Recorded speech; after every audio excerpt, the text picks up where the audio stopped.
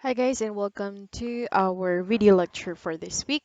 Now for this week we're going to talk about organizing. But last week let's just go back a little bit, all right? So last week we talked about planning, all right? So what is planning? I hope you can still remember. So it's been discussed last week or not discussed, shall I say. So it you have it on your notes last week that when we say planning, it is simply the process or an act of defining who will do what, how, where, and when, right? 'Di ba pag, for example, you'd like to go to or you and your friends plan to have a picnic, okay? And before the actual picnic happens, there is that planning, tama po ba? And during the planning, ano ba yung ginagawa nyo? Di ba usually, you identify what are the things that has to be done. Tama po ba? Sinong gagawa? Kailan gagawin? Di ba? Same is true, okay? So, if you try to note the definition of planning, ganun din yung ibig sabihin niya. Okay? Again, sabi sa planning, planning defines who will do what, how, where, and when, with which resources, and for what objectives. So, ayun siya. So, anyways, that's it for planning. That's just a short recap. And now, for this week, our topic will be focused or yeah, we'll be talking more about organizing. All right. Now, what's with planning and organizing? Why discuss organizing after planning? What are these things? Okay. What is the relationship between these things? Now, basically, these two is part of what we call the basic functions of engineering management, right? It's been discussed on chapter 1 that engineering management has four basic functions. What are they? They are the planning, number 1. Number 2, organizing. Number 3, leading and controlling. And we are now done with planning, all right? Now, after that is our organizing. And so that is why this week we're going to talk more about organizing. All right, let us define organizing. But before that, okay, have you tried organizing? When you use the word organizing, how do you use it? Okay, say for example, you are in your room and it's so messy, like your room now. Joke. It's so messy. Okay, what do you usually do? The way you say, oh my God, this is so messy. I have to organize my things. I have to organize this room. Tama po ba? Okay. Now, when you do organize, what do you usually do? 'Di ba? Pag sinabing i-organize ko muna, you do arrange. Tama ba? Ina-arrange mo yung mga bagay-bagay into their places kung saan ba dapat to nakalagay, yung mga ganun. Okay? So somehow, planning is like that. Ah, sorry. Organizing is like that. Okay? Now let us define organizing. Sabi sa organizing means arranging. Oh, just like what you did with your room, that's you organize. Because organizing is really arranging, all right? So organizing means arranging and relating work so that it can be done efficiently by the appropriate people. Okay? Ibig sabihin, when you organize or you arrange the work, you are able to do it. Okay, you are able to do those works efficiently. Hindi naman ibig sabihin na that because you don't organize and hindi mo na magagawa yung work. Hindi naman ganon. Okay? You could still do it, but it would be more efficient if you organize it. Okay? Of course, by the appropriate people. That is according to Glushko. I don't know if I pronounced it right. Okay. Next. So, according to Champ Academy, sabi dito, wala, gusto ko lang i-share. Kita ko lang din sa internet. Some people that are born with power. Yes, that is true. While others who might not have as much power need to come together to build collective power in order to make things happen. Tama ba? Tingnan niyo to. Yung iba, kaya na nila. Okay, they are born with superpowers, with power. Kaya-kaya na nila on their own. While yung iba, na they're not as great as the others, tingnan niyo yung second picture, they could come together. Tama ba? They could come together in order to have power, in order to make things happen. And in unity, there is power. Tama po ba? And when they do come together, they organize themselves. That is organizing. And you see based on this picture how important organizing is. So, by relating to the picture, we can see the power of organizing because through organizing, um, you could make things happen. Hi. Although you were not born without greatness, but when you do organize yourself, you organize your life, kahit sa sarili mo lang, you could, you could attain success somehow kapag organized ka. So organizing is really very important. So that is why we're going to learn more about that on this chapter. So let's proceed. So we have here another quote. I just love quote these days. Anyways, so sabi dito, it is generally true that dedicated people can make any organizations work. It is true, tama ba? A lot of dedicated people, kapag ka maraming dedicated na mga trabahante sa isang organization or company, they could make the organization work. However, dedicated na and well-organized, in a well-organized units, can get outstanding work done. Ibig sabihin, they could do better. Kaya nga yung sabi kanina, although pwede mo namang alisin your organized, okay, pwede mo naman siyang alisin, pero kapag ka nandyan siya, it would make things better. Mas maganda yung magiging resulta kapag ka organized. Okay? And if, say, for example, you are managing a certain company, pagiging manager kayo later on, and you want the best for everything that you do, diba? You want the best for the company. If you want the best output as well, then you have to organize, or the company has to be well organized. So organization is very important in management, engineering management specifically. Okay, so we have here some terminologies before we proceed. So we have span of control, overlap, and duplication of responsibility, authority, responsibility, and accountability. So let's just define this one because more or less these terms are defined because more or less they're gonna be used all throughout the chapter. Okay, first we have span of control. What is the span of control? It refers to the number of people supervised by a manager or supervisor. Easy. Okay? Ibig sabihin, ito lang yung ilang tao ba yung, di ba pag supervisor, may mga taong hinahawakan yan. We know that. Okay? And when we say span of control, how many people is under that certain supervisor or manager? Say, for example, you become a manager later on. How many people do you handle? Are you handling 10, 20, 30? Okay? And the number of people, that just means the span of control. All right? So larger span leads to lower costs. Okay? Kapag for example, ang isang manager, mas malawak yung span niya. Ibig sabihin, mas maraming tao yung handle niya.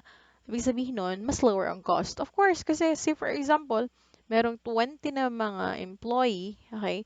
And you have one manager lang to manage those 20. Example lang ha. So, mas lesser yung cost nun kesa there are two managers na paghahatian nila yung mga employees into two. Okay, tig 10-10 sila. Of course, additional na cost yung another manager for the company. Okay, but there are also downsides of that. All right. But the thing is, the larger the span, the lower the cost. And the greater the organizational efficiency. But it also leads to lower intensity of supervision. Of course, mas marami kang sinusupervise, hindi mo siya mas natututukan, okay? So yung intensity mo in supervising them is lesser compared to mas marami yung of course managers or mas nakatutok sa mga empleyado. Next, you also have overlap and duplication of responsibility. Okay. It is a situation, of course, I think it's self-explanatory, ano? Pag sinabi mong overlap and duplication of responsibility, it is a situation where two or more people do the same work and the same decision. For example, you had a work later on. Okay, tas meron ka ding kasama. Tas yung kasama mo sa work, you do the same work and you are deciding the same decisions. Okay? So kapag pareho kayo ginagawa, pareho yung mga bagay na pinagdidesisyonan nyo regarding the work, ede you have a duplication of responsibility. Okay? Or an overlap. Kasi nag-overlap na yung work nyo. And we don't want that in an organization. Also, we have the term called authority. This refers to the legal or rightful power Again, the legal or rightful power, okay, power of a person by assignment or by being associated with a position to command, act, or make decisions. This is binding force of organization. Okay, authority, ibig sabihin, say for example, the person has the authority, di ba? Pag sinabing he has the authority, kumbaga legally, siya yung may kapangyarihan. Legally, siya yung karapat-dapat, di ba? To say for example, siya yung may authority to delegate the task, siya yung may authority to just say for example, hire somebody else or to decide, ganun. Okay? Pag sa legal point of view, siya yung karapat-dapat, siya yung rightful, right? We also have responsibility and accountability. What is the difference between the two? Do you think the two are somehow used interchangeably? Feeling nyo ba yung responsibility the same lang sa accountability? Anong feeling niyo dyan? Okay, so responsibility. Pag sinabi natin responsibility po, it is the duty to perform work. Okay, pag for example, you are responsible sa bahay nyo. As kuya, you are responsible to take care, or ate, you are responsible to take care of your mga kapatid, 'di ba? So ibig sabihin, you have the duty. Okay? You have the duty to perform work. Kailangan mga bagay kang may duty ka, mga bagay na dapat gawin bilang kuya or ate, 'di ba? You have the duty to perform work assumed by a position holder in an efficient and professional manner. All right? The duty to respond to and complete tasks. So you have to complete tasks. Pag sabing responsibility mo to, ganito, ganito, then you have to respond and to complete the task. Say for example, as a student, you have the responsibility, 'di ba? Kasi student kayo, you have the responsibility to complete the tasks or the assignments or the quizzes that the teacher has given you. All right? You have to perform the work because that is your responsibility as a student. Okay? And pag sinabi natin responsibility, this can be shared among the team, right? Multiple people can be responsible for achieving a specific outcome or by working on the same task. Say for example, meron kayong group work, all right? Marami kayo sa grupo, say 5 kayo. And pag binigyan kayo ng task as a group, then, hindi ibig sabihin, tas may leader kayo, hindi ibig sabihin na yung leader lang yung may responsibility to do the work. Hindi siya ganon. Okay? Lahat kayo, you have your responsibility to finish or complete the certain work na naka-assign sa inyo.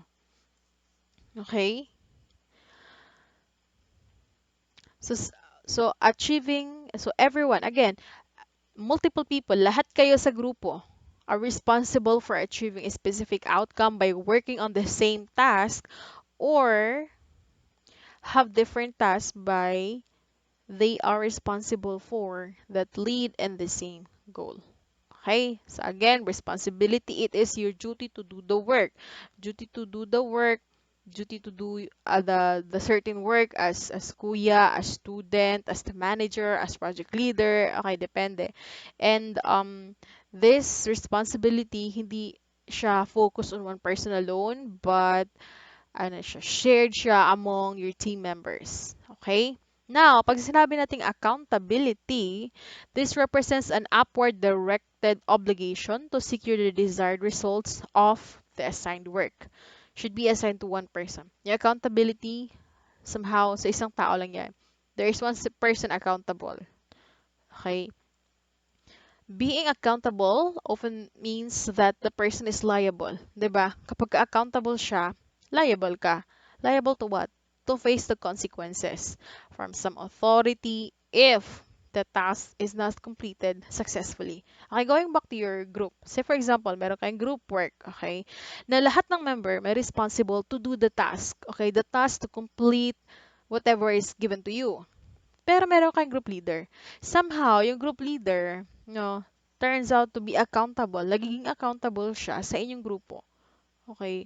Kasi siya yung leader, somehow, liable siya na kailangan matapos nyo yung work.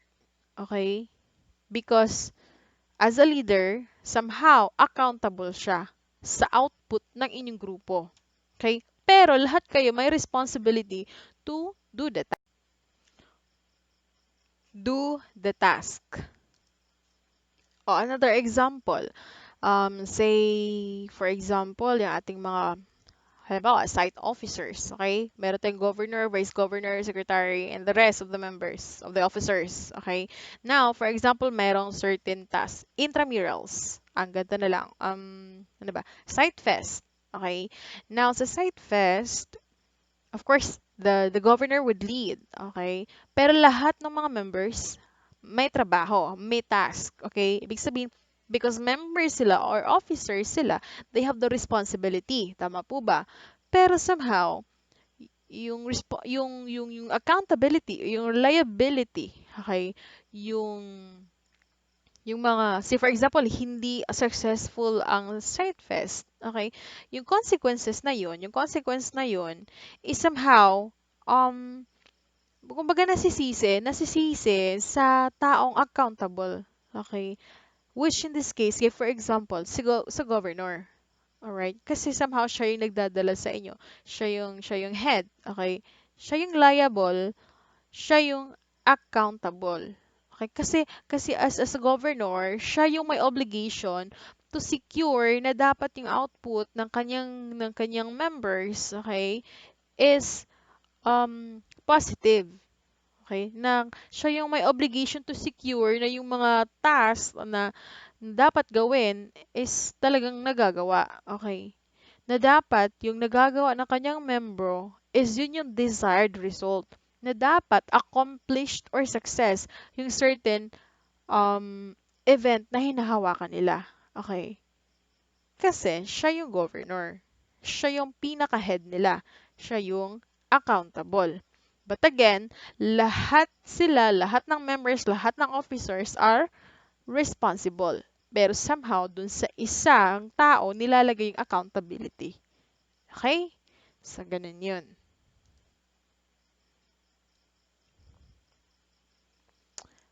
Okay, so organizing, meron tayong activities involved in organizing.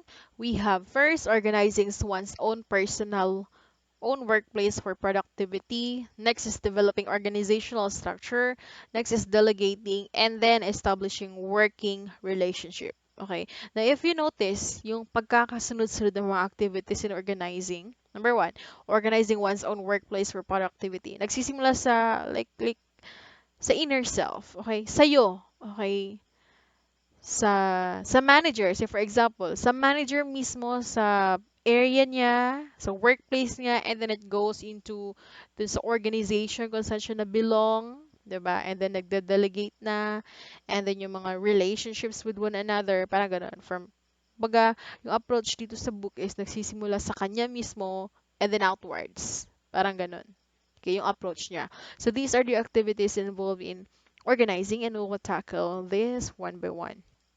Okay, so number one activity in organizing is organizing one's own workplace for productivity. Okay, now engineering managers need to be organized with respect to time, paper, and space. Okay, kailangan organize siya with respect to these things. The organization of one's own office, ito yung sinasabi ko from personal, sa personal mismo ng ating um, ng manager, okay? Or the organization of who owns one's own office, file system, and daily routines so that work can be done efficiently. Okay? Ito yung mga recommendations. Okay? The book gives us recommendations on how do an engineer, or sorry, a manager must organize its own workplace. Okay? So number one recommendation is to use an online calendar. Are you using a calendar? Meron ba kayong ganito? Yeah, of course, you're using calendar. I mean, yung talagang calendar na nilalagyan na yung schedule, planner, kumbaga, are you also using this one? So it's also good to use this one because this is part of organizing. And if you notice, sinasuggest ng book that managers should use this one. So if you're using this right now, then somehow meron na kayong training, 'di ba? Nati-train na kayo on how to be organized with your time, with your space. And using kasi calendar, online calendar or sa cellphones, yun, mga apps, one can manage, or the manager can manage his or her time very well. Okay? So in scheduling the meeting, say for example, di ba usually we say managers, there are a lot of meetings, di po ba? And using calendar, scheduling of meeting will be very convenient. Okay? And when you do go to a meeting, you, the manager, or one should also be prepared for the agenda before holding or attending the meetings. Okay? Kapag ka nag-attend ka ng meeting, somehow, dapat may alam na kayo sa agenda. Hindi yung pagdating sa meeting, saka nyo pa masyashock na lang kayo that that is the agenda. 'Di ba? See, for example, sa office namin, when there is an announcement na magkakaroon ng meeting, kasabay ng announcement, sinasabi or ipinapakita or nire-release yung agenda. Okay? Kasi important na of course, the people or the members or the subordinates must know first what are the things that has to be tackled before going into the actual meeting. Okay? So next is meron tayong next recommendation is to maintain a to-do list. Okay? I know some students are also doing this one. So kapag ka meron kayong mga ganyan, mga calendars, to-do list, so somehow siguro you are an organized person. So, organized person ba kayo? Okay. So, kapag ka meron ka kasing to-do list, nasa-set yung priority mo. Okay? Your priorities are being set. Okay? And nasa-separate ano ba yung mga tasks na urgent. Okay? Ano ba yung mga tasks na kailangan mo nang gawin?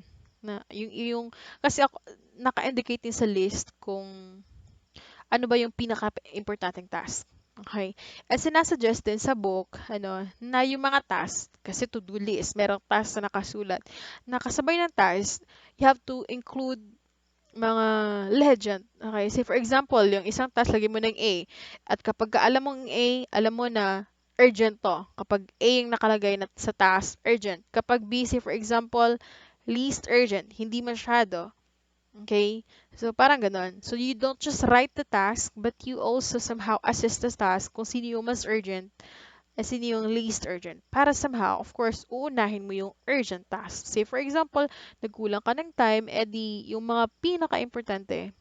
For example, pinaka-deadline pa.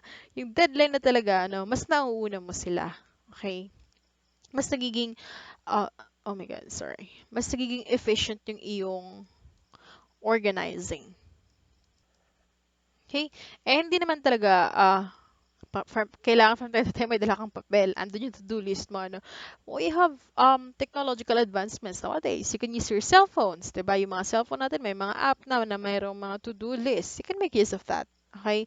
So, these are just recommendations, not just for, diba, if you notice, applicable siya to you as a student. Okay? These recommendations is not just for managers as well, but I think it's for everyone else. But you notice, even managers, they are advised to do this one. So if you're practicing this, even ngayon, edi much better, diba? And also, the book recommends to file papers based on access. Okay? Kasi pagka hindi natin maiwasan, pagka sa mga managerial jobs, ang dami mga papel-papel. Okay? And it would be a good way of organizing your personal workplace if you file papers based on access. Okay? I-relate natin sa inyo. Kahit students, 'di ba? Ang daming mga papel-papel, 'di ba?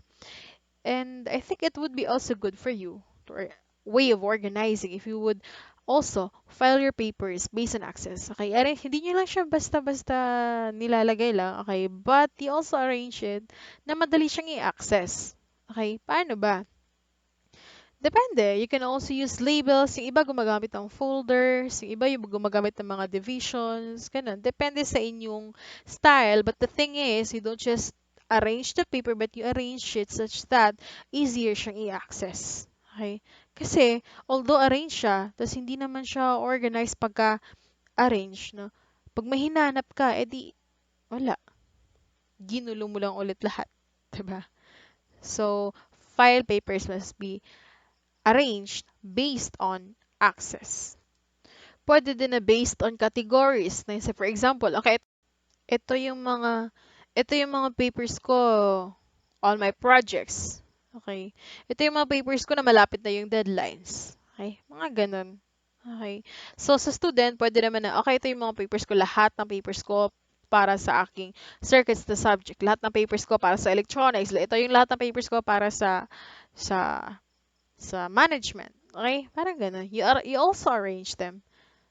And I think, kapag ka talagang organized ka na tao, it comes to you naturally, di ba? You even devise plans better than this kapag ka-organized ka. Kumbaga, nasa iyo na talaga, built in na talaga sa'yo na you're an organized person.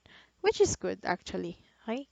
Tsaka hindi, I'm not saying na you all really have to follow this one, ano. Because these are just recommendations. It might work for you, it might not work for you. You just have to find kung ano yung babagay sa personality mo. Okay? Now, sinabi din sa book, meron din siya recommendations on what are the papers or documents that has to be kept. Okay? Kasi, hindi naman possible na itago mo lahat ng mga papel baka kailangan sa future. Hindi naman ganun. Kasi, mas marami kang papel, mas marami kang nakatambak, mas marami kang aayusin. Okay? Pag naghanap ka, mas marami kang mas malawak yung area na hahanapan mo, edi mas matagal, 'di ba? So, you don't have to keep all things. I-keep mo lang yung mga important. Okay? And sabi dito, you just keep the document if number one, the information it contains cannot be easily found elsewhere. Kapag ka nag-iisa lang siya, hindi mo na siya makikita pa sa iba, siya lang talaga, itago mo siya. I-keep mo siya. Okay? 'Di ba? Kapag ka mahirap na siyang hanapin ulit, mahirap ka na makahanap ng ganun ulit, i-keep mo siya. 'Di ba? Yung documents. Okay. Kapag ka, say for example, original, 'di ba? Eh di i-keep mo. Next, if the information it contains helps an engineering manager to reach the goal. If it would help you reach the goal, then you keep the document. Okay? Kung itong papel na to, baka nakasulat dun sa papel na yun, ano ba yung mga bagay na dapat mong gawin, you keep them. Okay? Next is, if it has been consolidated as much as possible. Kapag mga summaries na sila, keep mo. Okay? If it is up to date. Kapag up to date siya, you also keep it. Kasi baka ang tagal-tagal na, 10 years ago, 15 years ago, 20 years ago, nakatago pa rin. Wag naman. Okay? Yung mga ano lang, mga kailangan lang, mga recent lang na mga files. Okay? And lastly, is it necessary to keep this document? Okay? Kailangan ba talaga i-keep itong document na to? If yes, of course, kahit ang tagal-tagal na, okay, kahit madami namang nakikita pa sa iba, hindi naman siya really original, but if you really think na kailangan siya, you have to keep, then keep it. Okay? So at the end of the day, these are just recommendations again. And I know, kayo, bilang tao, bilang student, bilang manager, we know naman siguro no, how to assess kung talaga bang kailangan ba itong itago or not. Okay? Kaya lang, talagang ang problema lang siguro sa atin, we just don't mind clearing up our papers, 'di ba? We don't mind na i-arrange sila, ay bahala sila. Alam natin gawin, capable tayo, but hindi natin ginagawa because wala lang sa atin, no? And again, the book suggests to arrange your papers and to only keep what is necessary. Kasi sometimes sa buhay pag nag-let go ka, it gives us more room, no, para sa mga bagong bagay na mas makakatulong, mas makakabuti. Okay, it's not always recommended to always hold on to something if it doesn't, sabi nga dun sa if it doesn't spark joy anymore, wala nang use, edi ibigay mo na, let go mo na. Okay, malay mo magamit pa ng iba. Okay.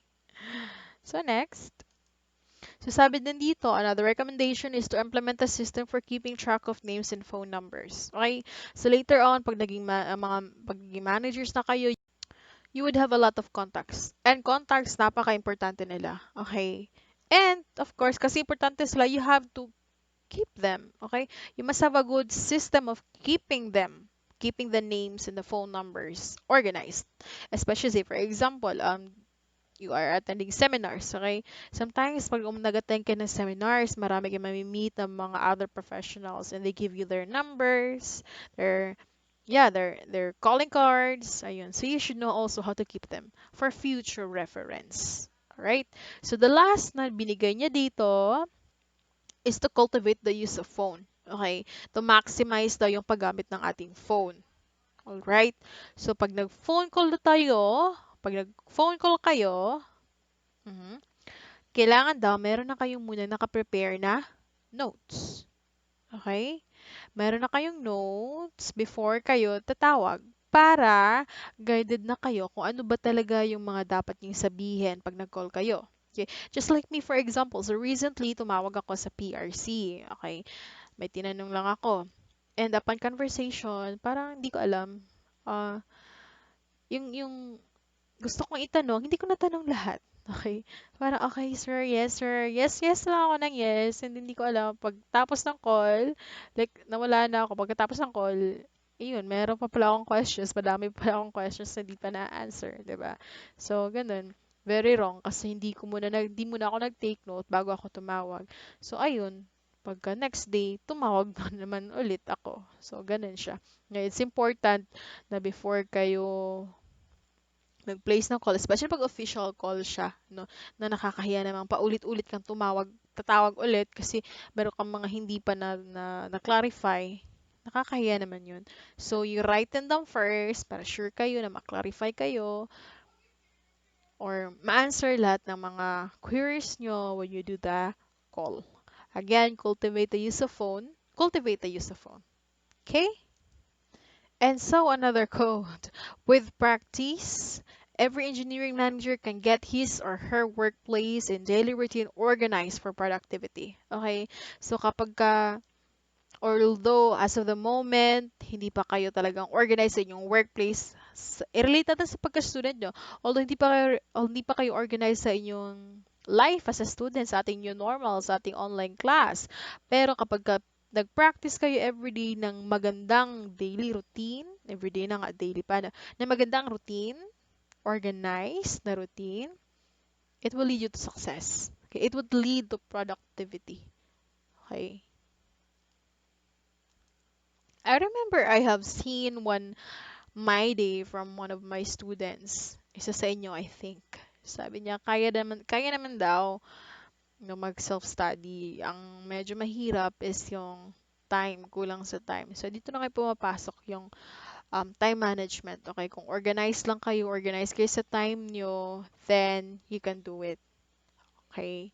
Now, as early as now, if I were you, I suggest you practice time management, you practice organizing, you treasure your time. Okay? You have to identify kung ano ba yung time na, okay, this time is study time. Okay? This time is, okay, Mobile Legends time. This time is social media time. Meron din namang bebe time. So the thing is, you have to, dapat klaro sa inyo ano ba yung mga dapat yung gawin sa ganitong oras. Okay? At kapag may sinunod kayong mga ganong oras, you're somehow also developing your willpower. Kasi kung ano yung sinet nyo, yun talaga yung sinusunod nyo, nagiging strong yung inyong willpower. And that is good. Okay? Daily routine is very important. And that leads us to our activity for this week. Okay, now for this week, I want you to answer these questions. You also submit it in PDF.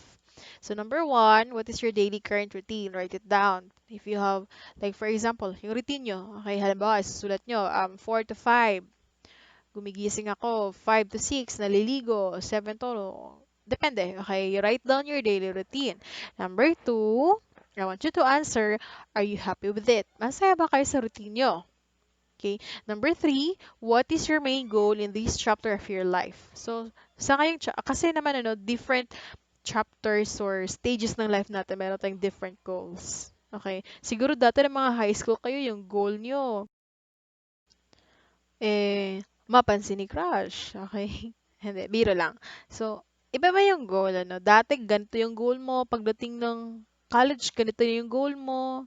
Nung after ng college, iba na naman yung goal mo. Parang gano'n. Different stages kasi sa buhay natin, meron tayong different goals, okay?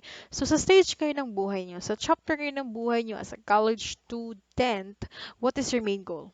Goal mo ba is um, makapag-asawa na? Okay, depende, okay? So, question number 4, do you think yung goal na yon, okay, yung goal na gusto mong i-achieve on this chapter of your life, can be achieved or achievable with your current daily routine? Sa ginagawa mo ba sa araw-araw, do you think aligned ba yun siya sa goal mo, sa buhay mo on this chapter of your life? Yes or no?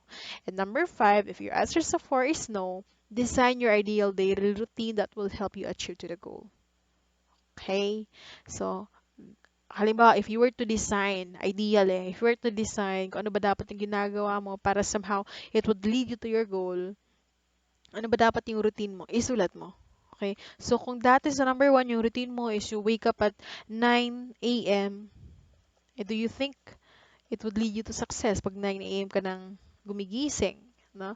If you think not, then ano ba yung ideal? So, gusto mo ba dapat 5 gising ka na? Yung mga ganun. Okay. You write it down and you submit it in PDF format. Okay? Okay. So, let's proceed. So we are down to slide number 13 out of 24. Yay, malapit na. Okay, so number 2 is developing organizational structure. Ano nga itong number 2? Baka masyado na kayo na-carried away. Ano nga yung number 2? Number 2, that is the number 2 activities of organizing. Okay, yun na yung number 1 kanina, that organizing one's own workplace for productivity, that is number 1 activity. Next activity in organizing or of organizing is developing organizational structure. I know naman that you've heard already organizational structure. Okay. So, yung paggawa pala or pag-develop ng organizational structure is one of the activities na under sa organizing. Okay?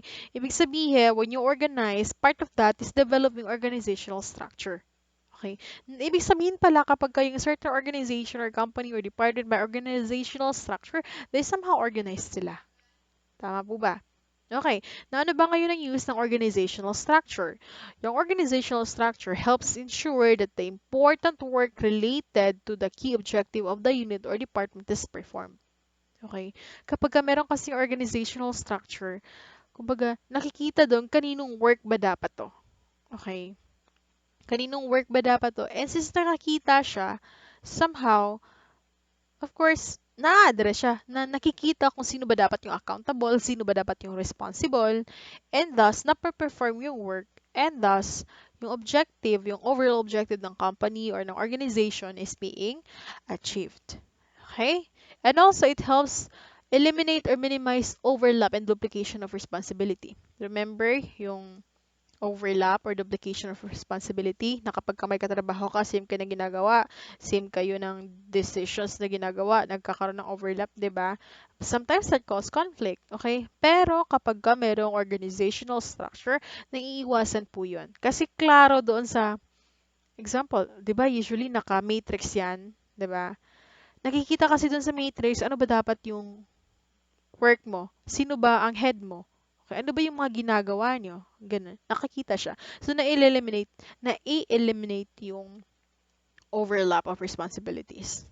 And lastly, it ensures that management, technical, and operating work are distinguishable. Okay? Nadidistinguish natin itong mga to so that people can be most efficient in performing such work. Say for example, sa amin, sa office, nakita nyo ba yung organizational structure namin sa office? So, makikita mo doon na nasa taas is sila President, diba? President, then si Seroniel, our VP, then mga VP Finance, then it goes to the Dean, diba? So, based on that, nakikita mo, sino ba yung nasa taas? Kasi usually yung mga nasa taas, yun yung mga management. Okay? So, nakikita mo yung sino yung management na side, okay, sino yung mga technical, sino yung operating work, sino talaga yung sa amin, sa academe, yung operating work, is yung mga teachers kasi kami talaga yung nagtuturo, 'di ba? So nakikita mo sino talaga yung mga actual na gumagawa, ano, sino yung nasa taas na nagmamanage, ganun. Nakikita mo siya. And pag nakikita mo siya visually, that really helps a lot. Tama po ba? So, ayun, mas nagiging klaro, mas nagiging organized yung isang organization kapag ka mayroong organizational structure. And talking about organizational structure, are you aware na meron tayong different types of organizational structures? Yes, number one, we have functional organization. So, sa functional organization, parang ganito siya. Okay? Ang functional organization, ito yung pinaka-common type of organizational structure. Pinaka-common siya, in which organization is divided into smaller group based on specialized functional areas. Kaya siya functional kasi nakagrupo, or naka-divide yung organization into groups based on the functional areas. Kung ano ba yung ginagawa nila. Okay, for example, yung mga IT, okay, itong department sila, IT department. Yung mga people that focuses on finance, they manage the financial aspects of the company, etong grupo sila. Parang ganon. Sa marketing, eto naman sila. So if the people in the organization are grouped according to their function, then yung organizational structure nila is functional. Just like here sa ating figure. So, meron ng technical director, andito yung mga mechanical designs, electrical, quality control, ayan. So, nakagrupo sila according to sa function. Okay? Next is the discipline-based organization. So, sa discipline-based, it is used somehow in universities, government laboratories, and some contract research firms. Okay? So, if you notice the example, say for example, sa School of Engineering. So, sa School of Engineering, meron kang electrical, industrial, mechanical, meron ding chemical, civil engineer, parang ganun. Nakagrupo sila based on discipline. Okay? Based on anong area sila. Okay? So, ganun lang siya. Itong isa is product or region-based organization. I think naman obvious siya sa pangalan. Yung pangalan kasi ng mga organization, depende sa kung paano sila ginugrupo. Okay? Kapag kayo mga tao sa company ginugrupo based on their function, then that is functional organization. If they're grouped based on their discipline, then they are discipline-based organization. If they are grouped based on product, then ito namang isa, product or region-based organization, where it is used when company is marketing products or services in various geographical region. Okay? Usually kapag kayong company meron silang product, okay, or services na available siya or marketed or distributed in different parts of the region, geographical regions, na kung saan yung kada region or location, meron siyang, kailangan niya ng specific strategy, marketing strategy, say for example, okay, para, of course, para mas mabenta yung product, okay? So, ayun, kumbaga, naka-customize yung strategic marketing strategy, depende sa kung saan siyang area. Okay? Depende sa needs, local needs ng iyong area. Okay, kapag ganun yung product, usually yung ginagamit doon or na structure is product-based organization. Okay? Kasi kino-customize yung mga strategies, okay, para ma-penetrate yung isang area, okay, or yung isang market. That is your product-based organization. I'm sorry, I mean that is region-based, okay, kasi depende sa location. Say for example, ganito, may president. Okay, dito yung, say for example, manager for North America, for Latin America. Okay, depende, merong iba, kanya-kanyang managers on these regions or areas. Okay, because the specific areas of the region, they need specific strategy kung paano mas mabenta yung product. Okay. So, for example, dito sa Asia, mas mabenta dito ang mga whitening products. Example lang ha. So, ganun. Iba siya. Sa North America, hindi masyadong mabenta doon. So, mas marami ang i-produce or i-deliver dito. Parang ganun. Okay. Depende sa area. Kapag ka ganun, usually pagka global, yung product, I think they're using the region-based organization. Okay? So, product-based naman, ito. For example, meron kang yung company, meron different products. Okay? There are products that is for governmental, meron naman for university products, merong industrial products, custom products, consumer products, ganun. Pagka a lot of products na ginagawa nila, usually, yung organizational structure, ibang grupo, okay? Ibang group, itong sa mga nagma-manage ng mga governmental products. Iba din naman yung nagfo-focus dito sa mga university products. Parang ganun. Okay? So, yung organizational structure, depende sa kung anong klaseng organization or company, ano yung mga products na ino-offer nila. Okay? So, depende siya. Okay? So, next is meron din tayong matrix organization. So, it is an organization structure in which some individuals report to more than one supervisor. Okay, take a look at this structure nila dito. Okay? So, say for example, dito sa research, tong tao dito sa research, pwede siyang ma-involve dito sa product A. Pwede din siyang ma-involve sa product B and sa product C. Okay? So, in that case, if you notice, the individual report to more than one leader. Kasi say for example, may leader dito sa, or project leader sa product A, may project leader sa product B, may project leader din dito. So, etong mga tao dito, they report to this, they report to this, they report to that. They got involved or report into more than one leader or supervisor. Okay, this relationship described is a solid line or a dotted line reporting. Okay, ito naman sa engineering. Okay, pwede silang mag-report dito, dito, and dito. Okay, there are a lot of people that they report to. Okay.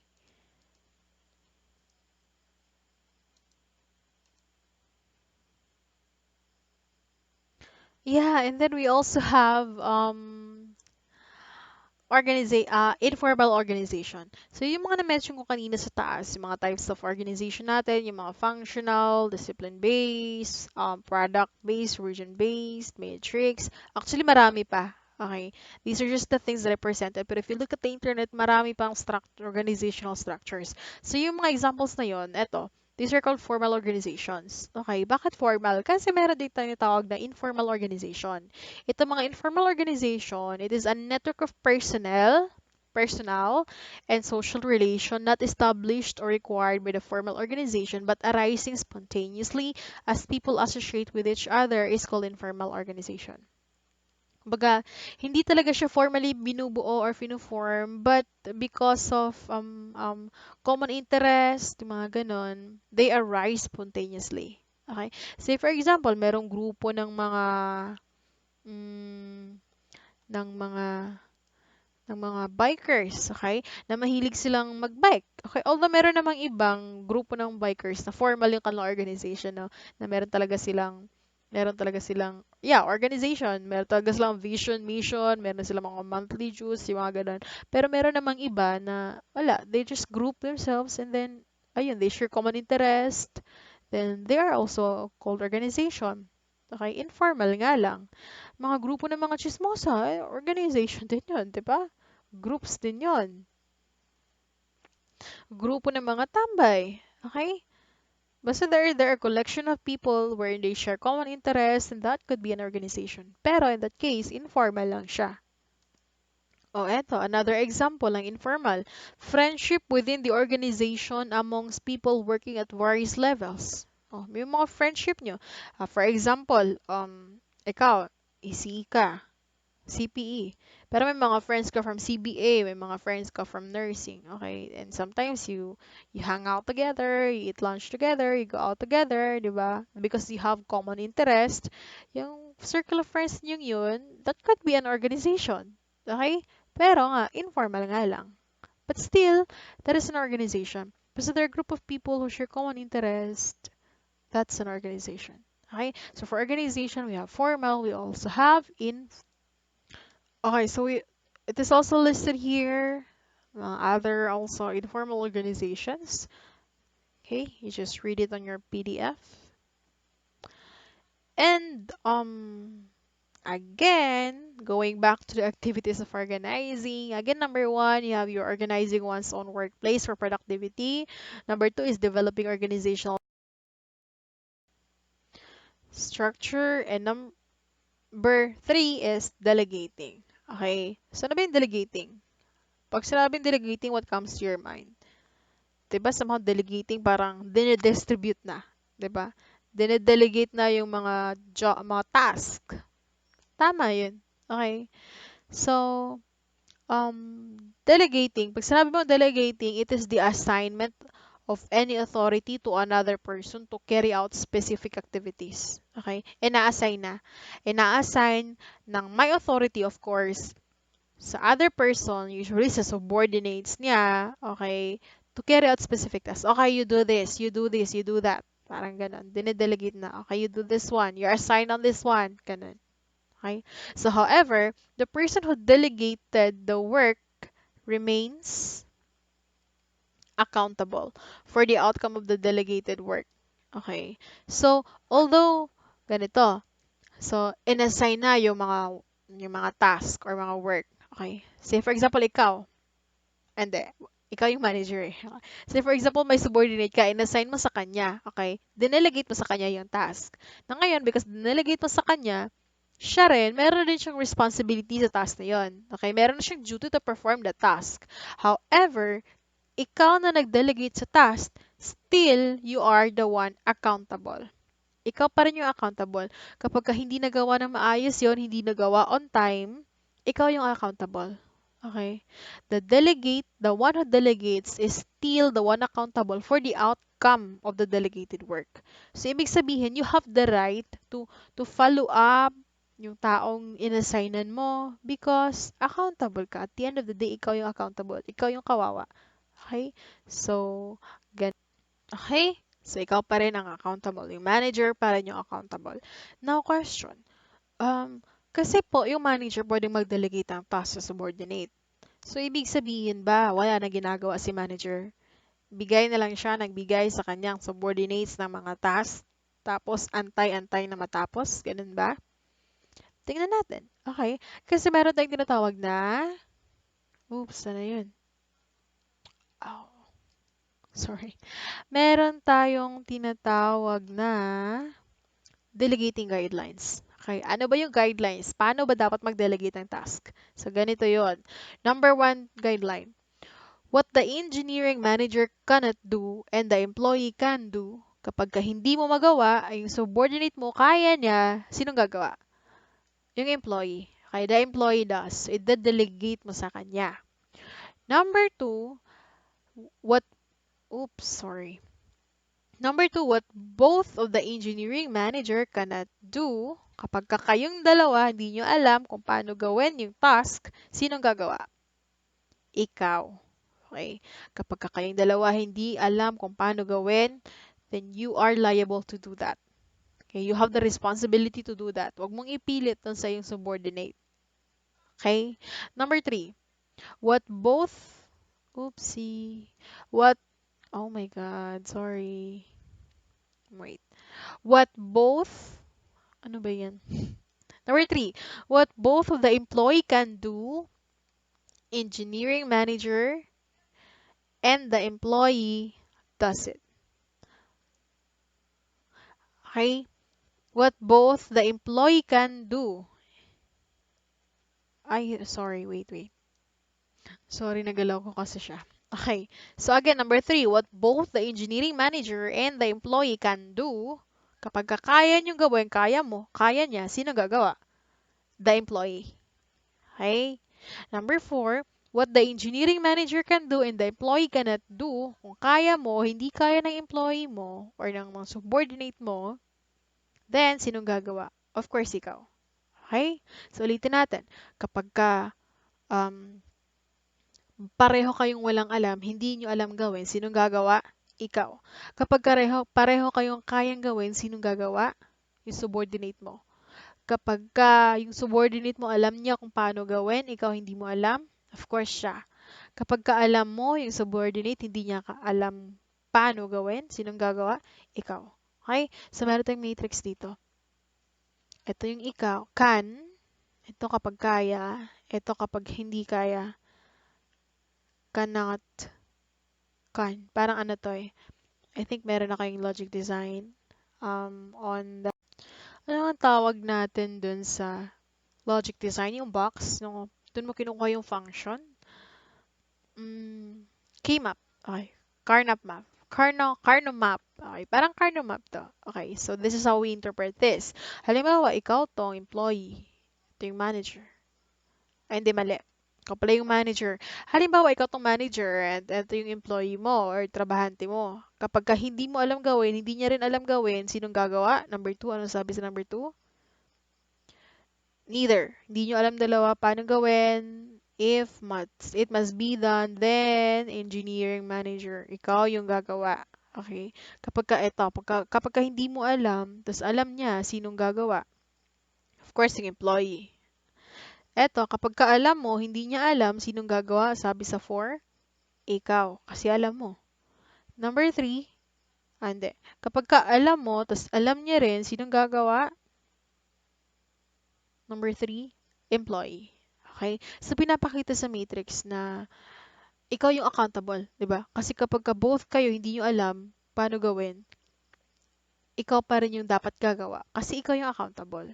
At the same time, pinapakita din na ikaw yung mas superior kasi kapag ka both of you alam nyong gawin, eh siya pa rin yung gagawa. Although alam mo rin kung paano gawin. Okay? So, ayan yun. Yun yung beauty ng pagiging manager. You're superior ka, ikaw yung boss, pero at the same time, ikaw pa rin yung liable. Alright?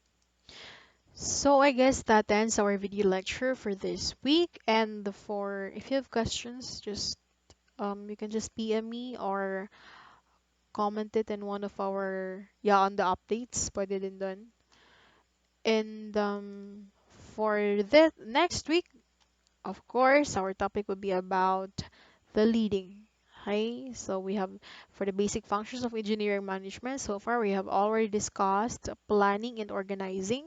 I hope na appreciate nyo itong dalawa. Next, we're going to talk about leading. Okay? So I think that's it for today. I'm gonna see you guys in our next video. Have fun. Have fun studying on your own, exploring new things, and stay safe at home. Bye.